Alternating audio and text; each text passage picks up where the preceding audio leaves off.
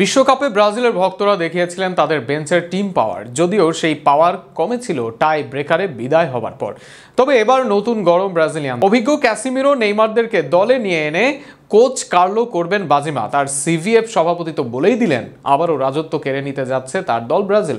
কিন্তু আসলেই কি তা সম্ভব?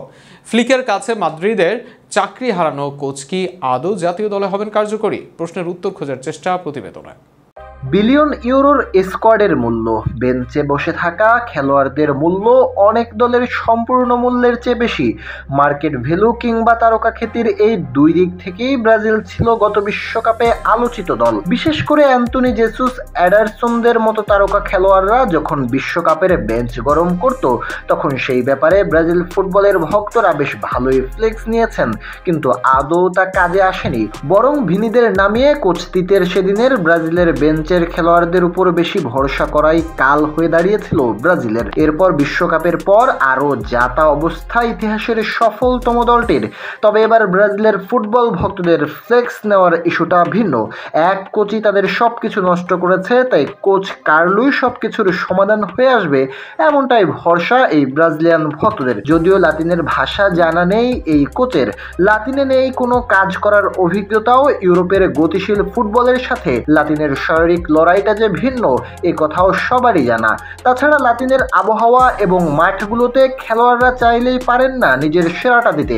কিন্তু সবকিছুর পরও ইতিহাসের অন্যতম সফল ক্লাব কোচ কার্লো আনচেলত্তি 2002 সালে ইউসিএল শিরোপা জেতা কোচ, এই শিরোপা জিতেছেন 2024 সালে এসেও।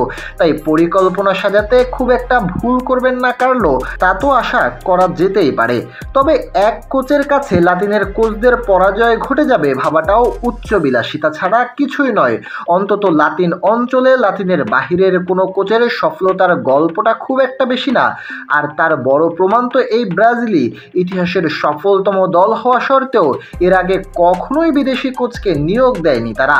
লাতিনের বাহির তো দূরেই থাক, এছাড়া কনমেবলের বেশিরভাগ কোচ, বিশেষ করে উরুগুয়ে, কলম্বিয়া, প্যারাগুয়ে, সব দলের কোচই আর্জেন্টাইন। তাই শুধু কোচ দিয়েই কোচের ব্যাটেলে জেতা খুব একটা সহজ হবে না কার্লোর জন্য। তবে খেলোয়াড় গড়ার কারখানা যা ব্রাজিল, সেই খেলোয়াড়দের সঠিক ব্যবহার করতে পারলে হয়তো ভালো কিছু আশা করা যেতেই পারে। কেননা Casemiro, Rodrygo, Vinicius, Endrick, Militao সহ অনেক ব্রাজিলিয়ানকেই আগেই কোচিং করিয়েছেন এই কোচ। সেই সুবিধা বেশ ভালোভাবেই নিতে চাইবেন এই ইতালিয়ান মাস্টার মাইন্ড।